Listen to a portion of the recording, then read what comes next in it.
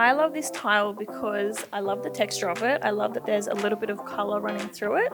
I would probably put this in an outdoor shower with stainless steel tapware. I love this product because it's got so much texture and variance throughout it. I would definitely put this product in the walkway leading up to a home, and it really sets the tone for how the home is going to look inside. I love this tile because it reminds me of a European holiday. I would put it either on my front porch or in my barbecue area, or even better, match the two up together.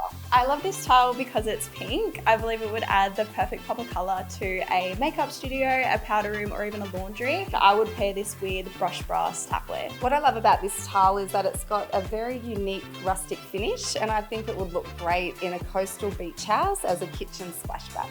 I love this tile because it is giving me Byron Bay vibes. I would pair it with an ingrain timber vanity. It would be absolutely perfect in a bathroom.